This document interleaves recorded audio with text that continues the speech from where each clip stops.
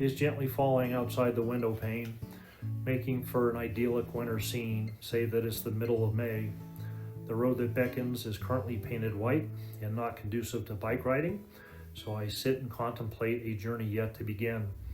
The longest journeys begin with a single footstep, but unless I don snowshoes, that first step will have to wait. That's not quite true. This journey anticipated began years ago. Perhaps it was my first trip to Alaska, just enough of a young man's jaunt to have kept me dreaming about a return for too many years since. Perhaps it goes back to my father's death that now makes me note the passage of time and makes me realize, if not now, when. Already, the aches and pains that come with middle age are making themselves felt. Recovery from hard efforts take longer than just a year or two ago. So now is the time. Take that first physical step, or as a cyclist, that first pedal revolution. Get off the couch, away from the computer. Take a deep breath and shove off. North is where I'm bound, to where the road has been beckoning for a long, long time. Too many to count the time spent at work over a long career, dreaming of hot asphalt with a yellow line leading the way.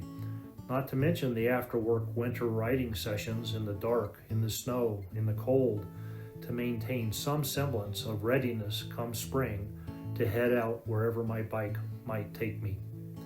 This blog will chronicle that journey as it unfolds. Where precisely I'll end up, I'm not quite sure. How long it will take to get there, wherever there is, I don't know. For me, it doesn't really matter. I learned long ago that life is a journey, not a destination. From past travels, I know that I'm happiest when I'm out on that road to wherever, that road that beckons.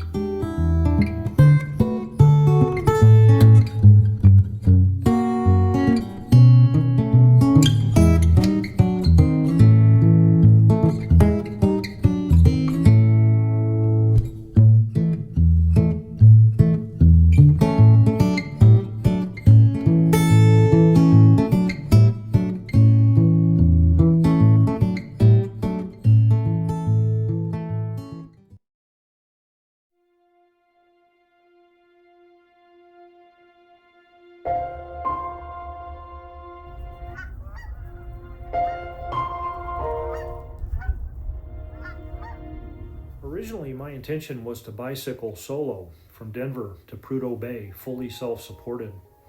However, Sophie, my wife of more than 25 years, made it clear she didn't think that was such a smart thing to be doing out there all alone, what with the occasional hungry grizzly bear, as well as lots of four-wheeled critters who often seem on a mission to bag an unsuspecting cyclist. Besides, she wanted to go to Alaska herself, though she had no passion for riding the several thousand miles it would take to get there.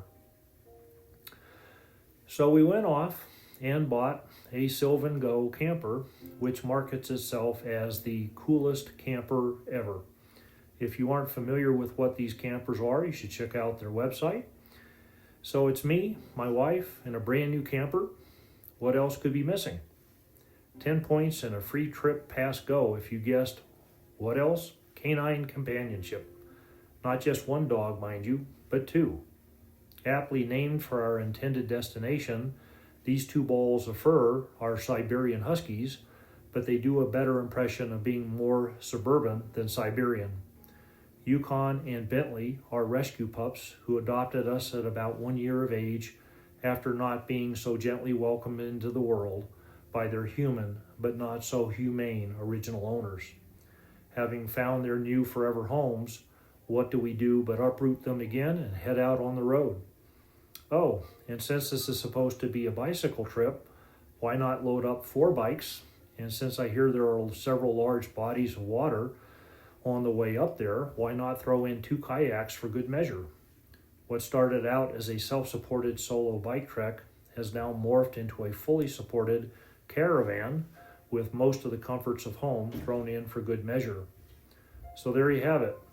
2 supposedly responsible adults, although as someone who just retired, I'm looking forward to being not all that responsible, at least for a while.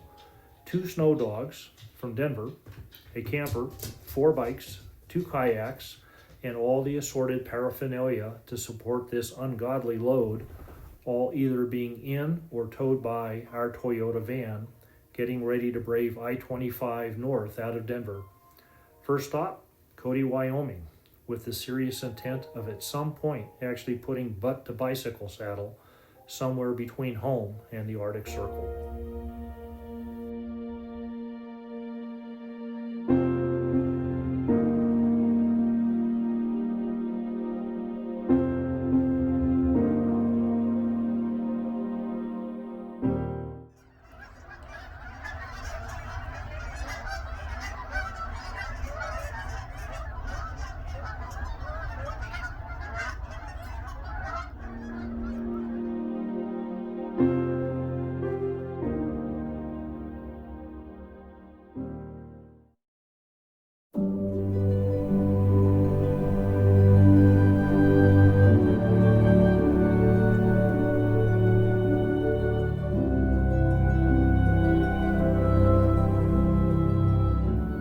Reaching Cody at 11 p.m. in the rain and being directed by Google to the south side of the lake, Buffalo Bill Reservoir, when our campsite's on the northwest side, made for a 20-mile detour and a fitting into a long day.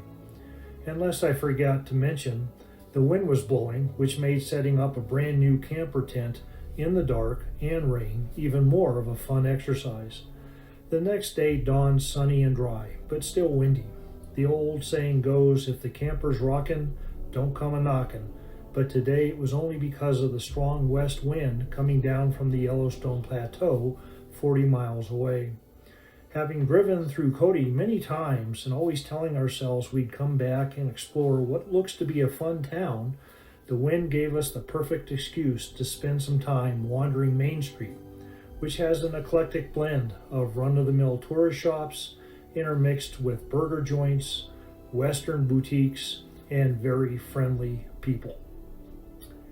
Several miles outside of town, there is a former Japanese internment camp from World War II with a neat interpretive exhibit educating those who, like me, had never heard of this place, Heart Mountain, that for 3 years during the war was the equivalent of Wyoming's third largest city, housing some 14,000 folks of Japanese descent who had been involuntarily relocated to the wilds of Wyoming from the west coast, where it was feared they might support the Japanese Empire's war efforts after the Pearl Harbor attack. It's worth a couple of hours of time if you're in the neighborhood, and the message about racism towards a selected group has obvious resonance given the world we live in today. Driving back into town, in stark contrast, we saw a semi-trailer painted with a message that Donald Trump was going to save America. I guess the modern-day version is more about building walls than internment sites, but some of the underlying motivations are sadly similar. Sunday in Cody was graduation day for the local high school, and downtown had its fair share of mortarboard-clad kids. Having attended my niece Peyton's graduation festivities before leaving Denver, it was nice to see the same passion and exuberance in Cody's next generation that we saw back home. Meanwhile, the wind had kicked up a couple of notches on the hurricane scale, and there was now a large dog wind warning in effect. Our two huskies, Yukon and Bentley, could only stand into the wind, noses skyward, paws splayed out as the wind strove to give them introductory flying lessons. Yukon, you are cleared for takeoff. Returning to the campground, we were pleasantly surprised to see the campers still upright on two wheels. This place we are calling home for the next several months is pretty important to us, so seeing it still standing was a sight for sore eyes.